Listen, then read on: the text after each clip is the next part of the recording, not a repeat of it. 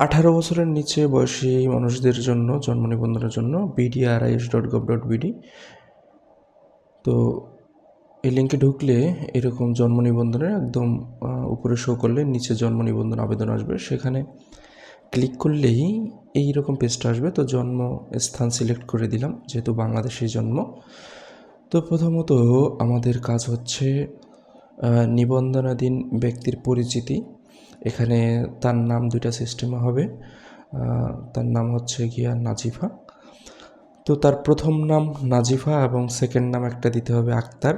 আপনি একটা দিলেও দিতে পারেন, তবে বর্তমানে কিন্তু আপনি যদি পাসপোর্ট করতে চান সেক্ষেত্রে কিন্তু এক নামের জন্য সমস্যা, আর দুই নামটাই সবচেয়ে বেটার। অনেকে 3 নাম 4 নামও দিয়ে থাকে, সেভাবে কিন্তু আপনাকে ভাগ ভাগ করে দিতে হবে। তো বাংলা এবং ইংলিশে দিয়ে দিলাম। তো বাংলায় লেখার জন্য কিন্তু অবশ্যই আপনাকে অভ্র দিতে হবে। আর তারপরে আমি জন্ম তারিখ দিয়ে দিলাম। আর এখানে কিন্তু একটা এই লেখাটা আমাদের পড়ে নিতে হবে যে এখানে কিন্তু চিকিৎসক কর্তৃক প্রত্যয়ন এবং দুইটা জিনিস লাগবে, এবং পিতামাতার যে জন্ম নিবন্ধন সেই রকম কিছু বলা আছে। তো হ্যাঁ, আমার কাছে এই ডকুমেন্টগুলো আছে, এবং পিতামাতার কততম সন্তান সেটা সিলেক্ট করে দিতে হবে।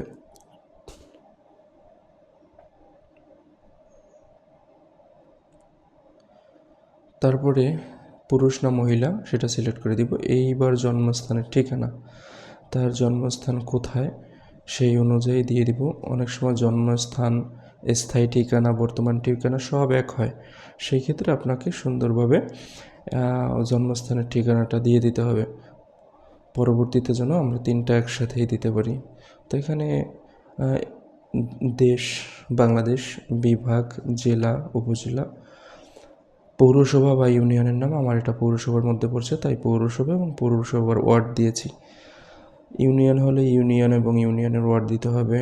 ডাকঘর বাংলা এবং ইংলিশে দিতে হবে। এখন ডাকঘর এখানে শুধুমাত্র ডাকঘর দিলে হয়, কিন্তু ডাকঘরের যে কোডটা সেই কোডটাও আমাদের বসায় দেওয়া উত্তম। তারপর গ্রাম, পাড়া বা মহল্লা এবং সড়ক, এগুলো কিন্তু হাতে টাইপ করে দিতে হয়, অটোমেটিক্যালি থাকে না।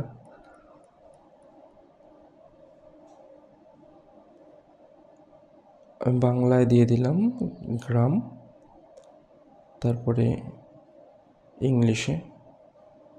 তো এই জন্য কিন্তু অবশ্যই আমাদের অভ্র ইনস্টল করা থাকতে হবে, অথবা মোবাইল ফোনে করলে ইউনিকোড থাকবে। তো যাই হোক, তারপরে আমি সড়কের নামটা দিতেছি না, আমি পরবর্তীতে সিলেক্ট করলাম। এখানে দেখুন তার বাবা এবং মায়ের জন্ম নিবন্ধন চাইতেছে। আপনার অবশ্যই 18 বছরের নিচে হলে কিন্তু পিতা এবং মাতার অনলাইন জন্ম নিবন্ধন লাগবে। সেই ক্ষেত্রে তাদের যদি নামে ভুল থাকে তাহলে সেটা সংশোধন করানোর পরে আপনি 18 বছর বয়সীর নিচেরটা করতে পারবেন। আর নয়তোবা কিন্তু অটোমেটিক্যালি যখন আসবে এই জন্ম নিবন্ধন সার্চ করার পরে, তাহলে কিন্তু তারটা ভুল আসবে। সেক্ষেত্রে তাদের সঠিক আগে করে নিতে হবে। তো পিতার জন্ম নিবন্ধন নম্বর দেওয়ার শেষে আমি পিতার জন্ম তারিখ যেটা সেটা দিয়ে দিতেছি।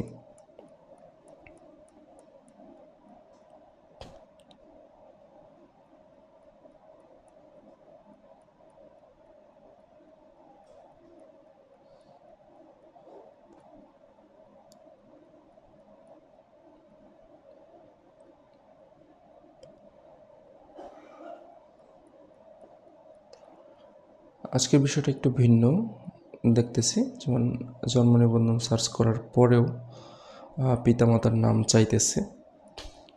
তো আমি দিয়ে দিলাম, তারটা যেমন আছে সেম হুবহু দিয়ে দিতেছি। তো পিতার নাম বাংলা এবং ইংরেজি দেওয়ার পরে পিতার জাতীয়তা অবশ্যই বাংলাদেশি দিয়ে দিলাম। এরপর মাতার জন্ম নিবন্ধনটা দিয়ে দিতে হবে।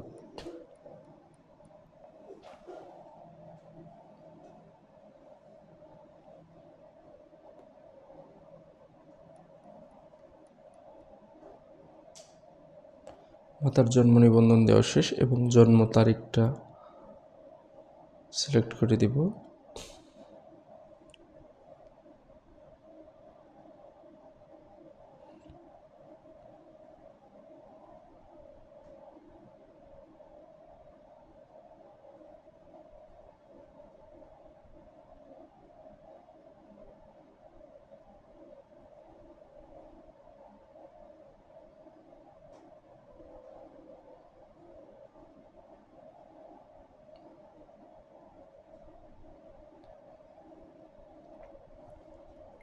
মাতার নাম বাংলায় দেওয়া হইল, এখন মাতার নামে ইংরেজিতে দিব। তারপর মাতার জাতীয়তা কি,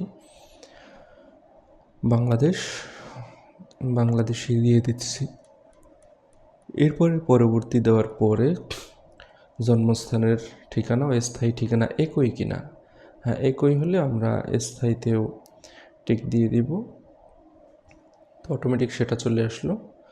স্থায়ী ও বর্তমান একই ঠিকানা, এটাতেও টিক দেওয়ার পরে পরবর্তী দিব। আর যদি ভিন্ন হয় ভিন্ন দিবেন।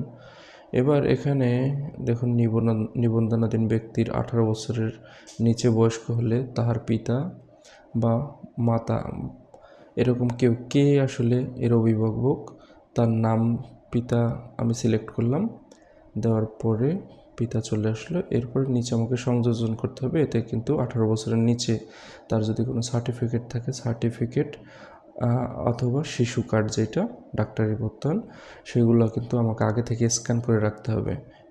তো সেমভাবে সংযোজন এভাবে আমি করে দিব। অবশ্যই 1 মেগাবাইটের কম হতে হবে, 200 মেগাবাইটের কম হতে হবে। এভাবে দিয়ে আমি আপলোড করে দিব। এরপরে পরবর্তী দিয়ে দিব।